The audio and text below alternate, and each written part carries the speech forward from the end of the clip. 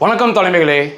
இஸ்லாமிய மத வெறியர்கள், மத வெறி ஆண்களால் திட்டமிட்டு ஹிந்து பெண்களை அல்லது கிறிஸ்துவ பெண்களை குறிவைத்து நடத்தப்படும் காதல் புனித போர், இதுவுமே ஒரு போராக தான் நிச்சயமாக பார்க்க வேண்டும். மகாராஷ்டிரா மாநிலம் நாசிக்கில் உள்ள டாடா சர்வதேச நிறுவனத்தில் நடைபெற்றிருக்கு. இன்னைக்கு மிகப்பெரிய பிரச்சனையாக பேசப்படுது. சில மாதங்கள் கழித்து உள்ளூர் பிரச்சனையை இன்னைக்கு நான் பேசுகிறேன். தொடர்ச்சியாக இஸ்ரேல் அமெரிக்கா போர்களை பேசிகிட்டு இருந்தேன். அநேகர் கேட்டீங்க, ஏன் உள்ளூர் பிரச்சனையை பேச மாட்டேங்கிறீங்க அப்படின்னு சொல்லி. யாரும் பார்ப்பதில்லை, அதுதான் உண்மை. நான் பேசுகின்ற இஸ்ரேல் அமெரிக்கா மற்ற போர் பதிவுகளைப் போல நான் உள்ளூர் பிரச்சனையை பேசும்போது யாருமே பார்ப்பதில்லை. அதை மீறி இன்னைக்கு பேசுகிறேன். காரணம், இது என்னுடைய துறை சம்பந்தப்பட்டது. இஸ்லாமிய மத வெறி, காதல் புனித போர். இந்த காதல் புனித போரை எப்படி முறியடிப்பது, இதை கடைசியில் இஸ்ரேல் இதற்கும் ஒரு வழி வச்சிருக்காங்க. காதல் புனித போரை முறியடிப்பது, அதை நான் கடைசியில் சொல்கிறேன். இது மகாராஷ்டிரா மாநிலம் நாசிக்கில் TCS அப்படிம்பாங்க, டாடா கன்சல்டன்சி சர்வீஸ் அப்படிம்பாங்க. இது அறிவுசார் ஏற்றுமதி நிறுவனம். உலகத்திலேயே மிகச்சிறந்த நிறுவனங்கள் ஒன்று, இந்தியாவில் நம்பர் 1 சொல்லலாம். அறிவுசார் ஏற்றுமதி என்றவுடன் நமக்கு பொருட்கள் ஞாபகம் வரும். அரிசி, பருப்பு, ஆயத்த ஆடைகள், ஆயுதங்கள், இதை ஏற்றுமதி செய்வோம் அப்படிங்கிற நினைப்பு வரும். அது பொருள் சார்ந்த ஏற்றுமதி. இது அறிவு சார்ந்த ஏற்றுமதி. இங்கே எந்தவித பொருட்களும் போகாது. மாறாக இதை போல டாடா போன்ற நிறுவனங்கள் வெளிநாடுகளில் ஆர்டர் எடுப்பாங்க. காகித வேலைகள் அல்லது கணினியில் தட்டச்சு வேலைகள் அல்லது மொழி மாற்ற வேலைகள், பேசும் வேலைகள், இதை போன்ற இந்தியாவில் இருந்து கொண்டு அங்குள்ள இந்தியர்களின் அறிவையும் ஆங்கில புலமையும் பயன்படுத்தி இந்த காரியங்களை முடித்து கணினி வழியாக ஏற்றுமதி செய்வது. இதற்கு இங்கே பொருட்கள் ஏற்றுமதி ஆகாது, அறிவுசார் ஏற்றுமதி. இது மிகப்பெரிய அளவில் இந்தியாவில் முன்னேறி போயிட்டு இருக்கு. நீங்கள் இன்னைக்கு ஐடி செக்டரில் வேலை செய்கிறன்னு பெண்களும் ஆண்களும் பெருமிதமாக சொல்கிறாங்க. இதெல்லாமே அறிவுசார் ஏற்றுமதி கீழே வரும். முதல்ல டாடா, இது ஒரு பிரம்மாண்டமான நிறுவனம். இதற்குள் நடந்த பாலியல் பிரச்சனைகள் வெளிவருவதற்கான வாய்ப்பே இல்லை. அதை மீறி வெளியே ஒரு விழிப்புணர்வை, குறிப்பாக இந்த இஸ்லாமிய காதல் புனித போரை வெளி உலகத்துக்கு தெரிய வந்ததுக்கு பின்னால் மிகப்பெரிய போராட்டம் இருக்கிறது. முதல்ல இதில் பாராட்டப்பட வேண்டிய நபர் முகம் தெரியாத ஒரு பெண்மணி. அந்த பெண்மணியை கல்யாணம் செய்து கொள்கிறேன் என்று திட்டமிட்டு காதலித்து ஏமாற்றி பாலியல் தொடர்பு வைத்துக்கொண்டு பிறகு ஏமாற்றியிருக்கான். அந்த பெண் எடுத்த காவல்துறை முன் செய்த தொடர் போராட்டங்கள், அதுதான் முதல் காரணம். அந்த பெண்மணிக்கு பாராட்டுகள். இரண்டாவது, இது மூடி மறைக்க பார்த்த டாடா நிறுவனத்துக்கு முன்பாக இந்து அமைப்பினர் செய்த போராட்டங்கள், இது இரண்டாவது மிக முக்கிய காரணம். மூன்றாவது, பத்திரிகை தோழர்கள் இந்த பிரச்சனையை வெளிவரக்கு அவங்களும் காரணம்.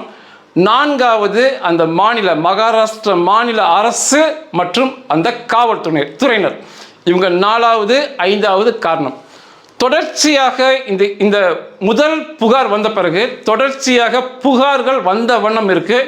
இதுவரைக்கு 9 FIR, 9 முதல் தகவல் அறிக்கை பெறப்பட்டிருக்கு. 9 பேர் புகார் பண்ணியிருக்காங்கன்னு அர்த்தம். இந்த 9 பேரில் 8 பேர் பெண்கள், அந்த நிறுவனத்தில் வேலை செய்த பெண்கள். ஒருவர் ஆண், அவர் அந்த நிறுவனத்தில் வேலை செஞ்சிருக்காரு. இவர்களின் புகாரின் அடிப்படையில் உடனே கைது செய்யாம, அங்கேயுமே இந்த டாடா நிறுவனத்துக்கு எதிராக நடவடிக்கை எடுக்க பயந்து ஒரு அண்டர் கவர் ஆப்ரேஷன் பண்ணாங்க. அந்த காவல்துறை சார்பாக காவல்துறையை சேர்ந்தவர்கள் அந்த நிறுவனத்துக்குள்ள துப்புரவு தொழிலாளிகளாக மற்றும் அடித்தட்டு வேலைகள், இந்த மாதிரி காஃபியெல்லாம் கொண்டு கொடுக்கறது, அந்த வேலை செய்பவர்களாக சேர்ந்து 20 நாட்கள் தொடர்ச்சியாக பணியாற்றி அங்கே பாலியல் பிரச்சனைகள் இருப்பது உண்மைதான் என்று முற்றாக ஆதாரத்துடன் கண்டுபிடித்து கைது நடவடிக்கை மேற்கொண்டிருக்காங்க. 7 ஆண்கள், 7 பேருமே இஸ்லாமியர்கள். கைது பண்ணப்பட்டிருக்காங்க.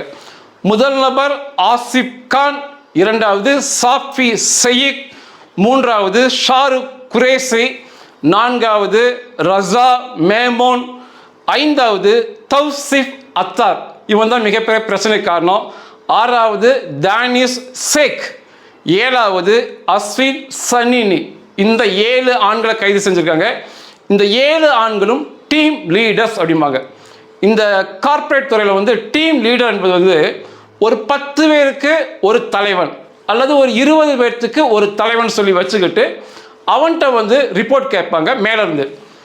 இவன் சொல்வது தான் அந்த டீமில் சட்டமாக இருக்கும். இவன் நினச்சா அவர்களுக்கு அதிக வேலைப்பளுவை கொடுக்கலாம், நினச்சா சம்பள உயர்வு கொடுக்கலாம், என்ன வேணாலும் பண்ணலாம் அவனுக்கு கீழே பணிபுரிகிற அந்த டீமில் இருக்கவங்கள. அந்த காரணமாக தான் இந்த பாலியல் சீண்டல்கள் தொடர்ச்சியாக 4 வருஷம் நடந்த பிரச்சனை இது. இந்த 7 ஆண்களை கைது பண்ணிட்டாங்க.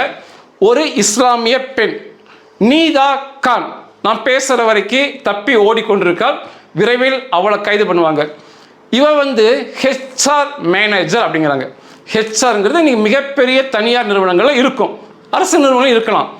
ஹியூமன் ரிசோர்ஸ் டிபார்ட்மெண்ட், தமிழில் மனித வள மேம்பாட்டு துறை அப்படிம்பாங்க. இப்போ ஒரு நிறுவனத்தில் வேலை செய்கிற நபர்களுக்கு ஒரு பிரச்சனை வருதுன்னா இந்த ஹெச்ஆரை தான் அணுகணும். வேலைக்கு ஆட்களை எடுப்பது, வேலையை விட்டு அனுப்புவது போன்ற காரியங்களை இந்த ஹெச்ஆர் துறை தான் பார்த்து கொள்ளும். நிறுவனத்துக்கு எதிராக பேசுவது, சங்கங்கள் யார் அமைக்க முயற்சிப்பார்கள் இதெல்லாம் கண்டறிந்து அவர்களை வேலையை விட்டு தூக்குவது இந்த ஹெச்ஆரோட வேலையாக இருக்கும். அதில் முக்கியமாக சொல்லணும்னா போட்டு கொடுப்பது, உழைப்பாக இல்லாமல். இப்போ வந்து ஒரு நிறுவனத்தில் வந்து ப்ரொடக்ஷன் மேனேஜர்னு இருக்காருன்னு வைங்களேன், உற்பத்தி மேலாளர், அவருக்கு ஏகப்பட்ட வேலை இருக்கும் உற்பத்தி சார்ந்த. ஆனால் இவங்களுக்கு வந்து ஆட்களை கண்காணித்து போட்டு கொடுப்பது தான் இந்த ஹெச்ஆர் டிபார்ட்மெண்ட்டில் வேலையாகவே வச்சுருப்பாங்க தனியார் நிறுவனத்தில். அதனால் வேலை போகக்கூடாது, வேலையில் பதவி உயர்வு வேணும், விடுமுறை வேணும், இந்த எந்த ஒரு சலுகை அல்லது உரிமைக்காகவும் இந்த ஹெச்ஆர் கூட பகைக்காமல் இருப்பது அங்கே வேலை செய்பவர்களுடைய அவசியமாக மாறி போகும். இதை பயன்படுத்தி கொண்ட இந்த நீதா கான் அந்த ஹெச்ஆர் டிபார்ட்மெண்ட்டுக்கே மேனேஜர். அங்குள்ள இளம் பெண்களை கண்டறிந்து இந்த ஆண்களுக்கு, மேலே குறிப்பிட்ட 7 பேர் இப்போ கைது செய்யப்பட்ட ஆண்களுக்கு கூட்டி கொடுப்பதை வழக்கமாக வைத்திருக்கிறார். அதை மீறி பிரச்சனை வரும்போது இவட்ட தான் அவன் சொல்லும்போது அந்த பிரச்சனை வந்து மேலே போகாமல் பேசி சமரசம் செய்ததும் இந்த பெண்மணி தான். முக்கியமான குற்றவாளியாக இந்த பெண்மணி தான் பார்க்குறாங்க. இப்போ வரைக்கும் தப்பித்திருக்க அவளை கைது பண்ண பிறகு இன்னும் மிகப்பெரிய தகவல்கள் இதில் வெளியே வரும். விசாரணை தொடர்ந்து போயிட்டு இருக்கு. இந்த பிரச்சனை தொடர்ச்சியாக 4 வருடங்கள் 2022 2026 வரைக்கும் நடந்திருக்கு. 4 வருஷம். ஏன் வந்து உங்களுக்கு இந்த 4 வருஷம் சந்தேகம் வரும் புகார் வருவதற்கு? இந்த முதல் எஃப்ஐஆர் வந்து மார்ச் 26ஆம் தேதி 2026 பதிவாயிருக்கு. முதல் எஃப்ஐஆர் வந்து தேவ்லாலி கேம்ப் போலீஸ் ஸ்டேஷனில் பதிவாயிருக்கு. அது தொடர்ச்சியாக பிற எஃப்ஐஆர்கள் மும்பை நகர காவல் நிலையங்களில் பதிவாயிருக்கு. ஏன் 4 வருஷம் அப்படின்னா, இதில் கைது செய்யப்பட்ட 7 நபர்களில் ஒருத்தன் தௌசிப் அத்தார், அவன்தான் முதல் புகார் கொடுத்த பெண்மணி. இது மார்ச் 26 எஃப்ஐஆர் ஆயிடுச்சுங்களா, அதற்குரிய பெண்மணியை இதில் குற்றம் இப்போ புகார் கொடுத்தவங்க எல்லாமே 19 வயதுலேருந்து 25 26 வயதில் இருக்கிறாங்க. அந்த பெண்மணியை திருமணம் செய்து கொள்கிறேன், உன்னை நான் காதலிக்கிறேன் என்று சொல்லி படிப்படியாக அவனுடைய வலையில் வீழ்த்தி பாலியல் சீண்டலில் ஆரம்பித்து முழு பாலியல் தொடர்புகளை வைத்திருக்கான். கிட்டத்தட்ட அந்த பெண்மணி இவனை நம்பி இஸ்லாமிய பெண்ணாகவே மாறிட்டாங்க. திருமணம் அவனை தானே செய்ய போகிறாங்க என்ற நிலைமையில் அவங்க முழுக்க மாறி அவனோடு குடும்பமே நடத்த ஆரம்பிச்சிருக்காங்க. சமீபத்தில் தான் இன்னொரு இஸ்லாமிய பெண் இந்த புகார் கொடுத்த பெண்ணை அழைத்து, எனக்கும் இந்த தௌசிப் அத்தாருக்கும் திருமணம் முடிந்து 2 குழந்தை இருக்குது, அவன் உன்னை ஏமாற்றி கொண்டிருக்கான்னு சொன்ன பிறகு தான் அந்த பெண் ஏமாற்றப்பட்டது புரிய வந்துச்சு. அதுக்கப்புறம் தான் அந்த பெண் தான் முதல் புகாரை கொடுத்தவங்க காவல் நிலையத்தில். தொடர்ச்சியாக போராடியதன் விளைவு, இந்து இயக்கங்கள் துணைக்கு வந்து போராடியதன் விளைவாக தான் இந்த கேஸ் வந்து வெளி உலகத்துக்கு வந்திருக்கு. நிச்சயமாக இல்லை என்றால் டாட்டாக்கு எதிராகலாம் ஒரு கேஸ் வெளிவருவதற்கு வாய்ப்பில்லை.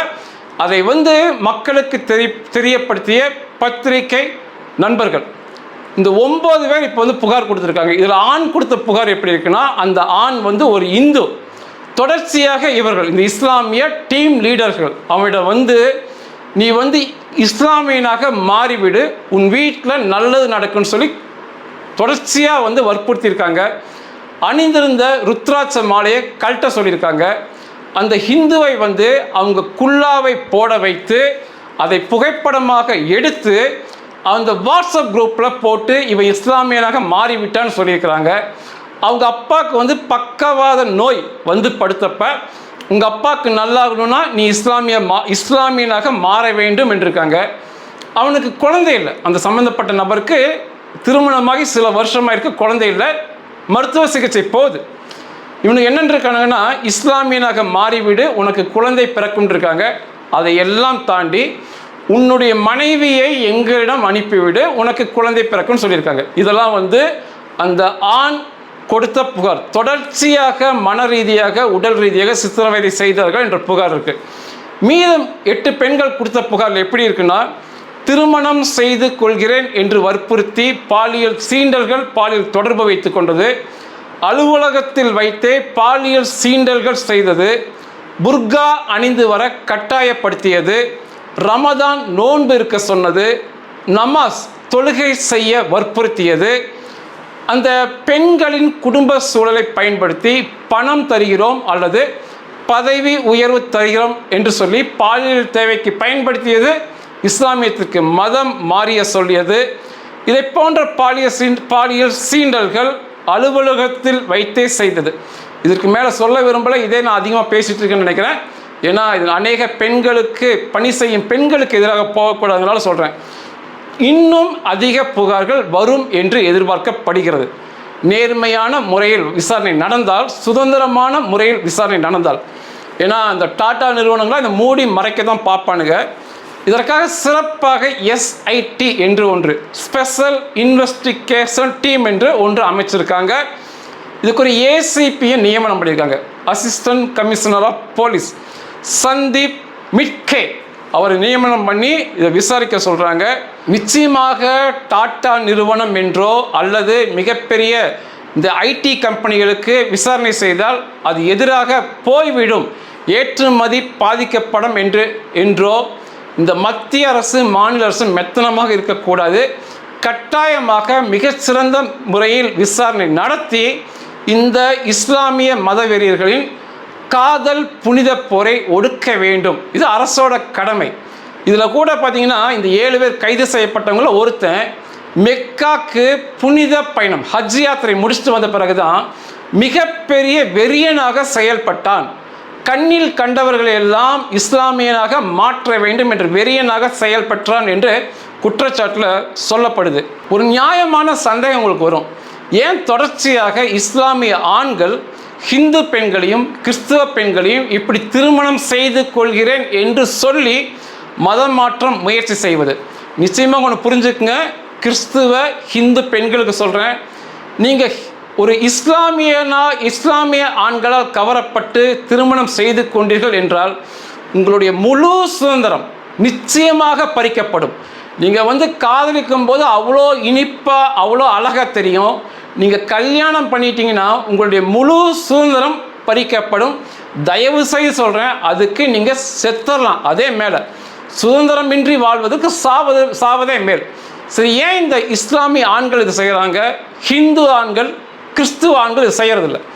ஏன் இந்த காதல் புனித போர் அப்படின்னா, இந்தியாவில் உள்ள இஸ்லாமிய ஆண்கள் 4 திருமணம் செய்யலாம் என்று அவர்கள் பழக்க வழக்கங்கள் சொல்கிறது. இந்திய சட்டம் அல்ல, அவர்கள் சட்டம் என்ன சொல்லுன்னா 4 திருமணம் செய்து கொள்ளலாம் இஸ்லாமிய ஆண்கள். பொருளாதார ரீதியாக அந்த 4 பெண்களையும் சரிசமமாக நடத்த தெரிய வேண்டும்.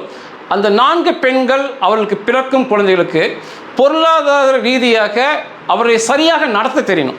ஒரு இஸ்லாமிய ஆண் அப்படி இருந்தால் அவன் 4 கல்யாணம் பண்ணிக்கலாம். ஆனால் இஸ்லாமிய பெண் அதை பண்ணக்கூடாது. இஸ்லாமிய பெண் பொருளாதாரத்தில் மிக பெரிதாக இருந்தாலும் ஒரு ஆணோடு தான் வாழ்க்கை நடத்த வேண்டும். இந்த பழக்கம் அவங்ககிட்ட இருக்கு. இவங்க என்ன பண்ணுறாங்கன்னா, படைப்பில் இயற்கையின் படைப்பில் ஆண்கள் பெண்கள் எண்ணிக்கை சரிக்கு சமமாக தான் இருக்கும். இவனுக்கு என்ன பண்ணுறாங்க இந்த இஸ்லாமிய ஆண்கள்னா, முதல் திருமணத்தை இஸ்லாமிய பெண்களோடு பண்ணுறாங்க. மீதம் இவங்களுக்கு 3 திருமணம் செய்து கொள்ளன்னு அவங்க பழக்க வழக்கம் சொல்லுது. மீதி திருமணங்களை ஹிந்து பெண்களை தான் குறி வைக்கிறாங்க இந்தியாவுக்குள்ள. ஏனென்றால் அவங்க மதத்துக்கு ஒரு புதிய ஆளை, ஒரு புதிய பெண்ணை கொண்டு சேர்த்து விட்டேன் என்ற பெருமை மற்றும் அந்த மதத்தை பெரிதுபடுத்துகிறேன் என்ற கடமை அவர்கள்ட்ட இருக்கு. அதனால தான் தொடர்ச்சியாக இஸ்லாமிய ஆண்கள் இந்த காதல் புனித போரை செய்வது. ஒரே ஒரு திருமணம் ஒருவனுக்கு ஒருத்தி என்று இருக்கும் என்றால் நிச்சயமாக ஒரு இஸ்லாமிய ஆண் ஒரு இஸ்லாமிய பெண்ணோடு திருமணம் செய்து அழகாக குடும்பம் நடத்துவான். பெரும்பான்மை அப்படி பண்ணுறாங்க, நான் அவங்கள பாராட்டுறேன். ஆனால் குறிப்பிட்ட ஆட்கள் 4 திருமணம் செய்யலாம் என்ற பழக்க வழக்கத்தை பயன்படுத்தி முதலாவது இஸ்லாமிய பெண்ணோடும் பிற திருமணங்களை குறிவைத்து இந்து பெண்களையும் கிறிஸ்துவ பெண்களையும் திருமணம் செய்து அவர்கள் மதத்தை வளர்த்துகிறார்கள் என்று அர்த்தமாகுது. இதற்கான தீர்வு நம்ம இஸ்ரேலில் கற்றுக்கொள்ளலாம்னு சொன்னேன். இது என்ன பண்ணுறாங்க அப்படின்னா, இங்கே யூத பெண்களையும் அரபு ஆண்கள் திட்டமிட்டு இப்படி காதல் புனித போர் செய்வது வழக்கம். 2% இஸ்ரேல் திருமணங்களில் முதல்ல 2% இப்படி யூத இனம் மாறி அரபுகளுடன் கல்யாணமாயிருக்கு, பாலஸ்தீன அரபுகளுடன் கூட கல்யாணமாயிருக்கு. கல்யாணம் செய்து கொண்டு வெளிநாடுகளுக்கு தப்பி சென்று வாழ்ந்தவர்கள் உண்டு. அதுக்கப்புறம் இந்த இஸ்ரேலர்கள் என்ன பண்ணாங்கன்னா, இதற்காக ஒரு டீம் நியமனம் பண்ணாங்க. லெகாவான் அப்படிம்பாங்க அந்த டீம் பேர். ஒரு யூத பெண் இந்த அரபிய ஆணை திருமணம் செய்து கொள்ள ஆசைப்பட்டால், காதல் செய்து கொண்டிருந்தால் இந்த குழுவில் உள்ளவர்கள் போய் பேசுவாங்க. நீ இப்படி பண்ணாத, நமக்கு அவனுக்கும் ஒத்து வராது, பழக்க வழக்கங்கள் வேறு, நமக்கு அவன் எதிரிலாம் சொல்லுவாங்க. கேட்டுக்கொண்டால் அது வரைக்கும் சரி. அதை மீறி அந்த பெண் அரபு ஆணை திருமணம் செய்து கொண்டு போனால் அதுக்கடுத்து ஒரு டீம் இருக்குது, அதோட பேர் யாத் எல் அச்சிம். ஒரு யூத பெண்ணை ஒரு அரபு ஆண் திருமணம் செய்து கொண்டு உலகத்தில் எந்த மூலையில் இருந்தாலும் சரி, எத்தனை வருஷம் ஆனாலும் சரி, எத்தனை குழந்தைகள் பிறந்திருந்தாலும் சரி, சரியான நேரம் பார்த்து அந்த யூத பெண்ணை திரும்ப இஸ்ரேலுக்கு தூக்கி வருவது இவர்களுடைய வேலை. ஒரு யூத பெண்ணையும் அரபு ஆண்களோடு வாழ விட்டதே இல்லை. இந்த படை அதுக்குன்னு தனியாக இருக்குது. இவர்களுடைய ஆப்ரேஷனை தனியாகவே பேசுகிறேன். மிகப்பெரிய அதிரடி ஆப்ரேஷன் உலகம் முழுவதும் பண்ணியிருக்காங்க. அதாவது தெரியாமல் நான் ஒரு யூத பெண்ணை திருமணம் செய்திருக்கேன்னு சொல்லி ஒரு தெரியாமல் ஒரு அரபு ஆண் மூளையில் எங்கேயா வாழலாம், அதுவே முடியாத காரியம். எப்படி துப்பு பிடிச்சிருவாங்க உளவுத்துறை வச்சு. சொல்லிக்கொண்டு ஒரு யூத பெண்ணை திருமணம் செய்து வாழ்ந்த சரித்திரமே இல்லை. குழந்தைகளே பிறந்திருந்தாலும் சரி, அநேக வருடங்கள் ஆனாலும் சரி, சரியான நேரத்தில் உலகத்தில் எங்கே இருந்தாலும் தூக்கிட்டு வந்திருக்கிறாங்க. 2 மாதத்துக்கு முன்னால் காசா இப்போ சண்டை போயிட்டுருக்கு. இந்த தருணத்தில் ஒரு காசா ஆண் ஒரு யூத பெண்ணை காதலித்திருக்கிறான். சரியான நேரம் பார்த்து காசாக்கும் கொண்டு போயிட்டாங்க. 2 மாதத்துக்கு முன்னாடி நடந்துச்சு. கொண்டு போய் திருமணம் செய்து கொண்டு உலகம் அறிய புகைப்படம்லாம் எடுத்தாங்க. அரபிய உலகத்தில் மிகப்பெரிய செய்தி, ஒரு யூத பெண்ணை காசா ஆண் திருமணம் செய்து கொண்டான், அன்போடு நடத்தலாம், அப்படி நடத்தலாம்னு ஃபோட்டோ போட்டிருந்தாங்க. எண்ணி 3 நாள் தான், 3 நாள், நம்பவே முடியாது. அதே யூத பெண்ணை இஸ்ரேல் இராணுவம் கைது செய்து எங்கே அந்த வீட்டுக்கு கொண்டு வந்துட்டாங்க. இதில் மிகப்பெரிய விஷயம் என்னென்னா, அதுக்கப்புறம் என்ன நடந்துச்சுன்னு பேட்டி கொடுக்க அந்த ஆண் இல்லை. ஏன்னா அங்கேயே அவனை கொண்டுட்டாங்க. இவங்க என்ன சொன்னாங்கன்னா, அவன் ஒரு ஹமாஸ் பயங்கரவாதி, யூத பெண்ணை திட்டமிட்டு திருமணம் செய்திருக்கான், புனித போர் இது, அதனால் கொண்டோம்னு அவனை கொண்டுட்டாங்க. அவனையும் கொண்டு அந்த யூத பெண்ணையும் கொண்டு வந்துட்டாங்க. சில 2-3 மாதத்துக்கு முன்னாடி நடந்துச்சு. இது இஸ்ரேல் செய்வது மிக சரியான விஷயம். அதாவது காதலை நான் ஏற்றுக்கொள்வேன், காதல் திருமணம் செய்து வச்சுருக்கேன், நான் அதுக்காக காவல் நிலையம்லாம் போயிருக்கிறேன், பிரச்சனை நிறையா பண்ணியிருக்கேன். ஆனால் அந்த காதலில் காதல் அடிப்படையில் இருக்கணும். இங்கே காதலுக்கு உண்மையாகவே மதம் இல்லை, மொழி இல்லை, ஜாதிகள் இல்லை, நிறம் இல்லை, எல்லாத்தையுமே நான் ஏற்றுக்குவேன். ஆனால் காதல் என்பது காதலின் அடிப்படையில் இருக்க வேண்டுமே ஒழிய திட்டங்களின் அடிப்படையில் இருக்கவே கூடாது. நான் 4 கல்யாணம் செய்து கொள்ளலாம் என்று எனக்கு அனுமதி இருக்குது. முதல் கல்யாணத்தை எங்கள் இனத்தில் முஸ்லீம் இனத்தை செய்து கொள்வேன். அதுக்கப்புறம் திட்டமிட்டு ஹிந்து பெண்களையோ கிறிஸ்துவ பெண்களையோ குறிவைத்து அவளுடன் நல்லவனை போல பழகி நயவஞ்சகம் பண்ணி அதற்கப்புறம் அவங்கள கல்யாணம் பண்ணி அவங்களை சுதந்திரத்தை பறிப்பேன் என்று சொன்னலாம், இது காதல் என்பதன் கீழ் வராது. அதற்காக சொல்கிறது இஸ்லாமிய மதவெறியர்களின் காதல் போர். இதுவுமே போர் தான் வச்சுக்கணும். அதனால தான் இது எதிர்த்து பேசுறது. உண்மையாக ஒரு இஸ்லாமியன் ஒரு ஹிந்துவையோ கிறிஸ்துவர்களையோ உண்மையாக நேசித்திருந்தான் அப்படின்னா நான் பாராட்டுறேன். ஆனால் இங்கே அப்படி இல்லை. அதற்கு மாறாக அந்த மதத்தை பெரிதுபடுத்த வேண்டும், சுதந்திரத்தை அனுபவிக்கிற ஹிந்து கிறிஸ்துவ பெண்களின் சுதந்திரத்தை பறிக்க வேண்டும் என்பது அது பின்னணியில் இருக்குது. நிச்சயமாக இஸ்ரேல் நமக்கு எல்லா வீட்டிலும் வழிகாட்டி, இந்த காதல் போரிலும் வழிகாட்டி தான். அவர்களின் ஆப்ரேஷன் இந்த விஷயமானதை வருகின்ற நாட்கள் நேரம் இருக்கும்போது நிச்சயமாக பேசுகிறேன். நன்றிகள்.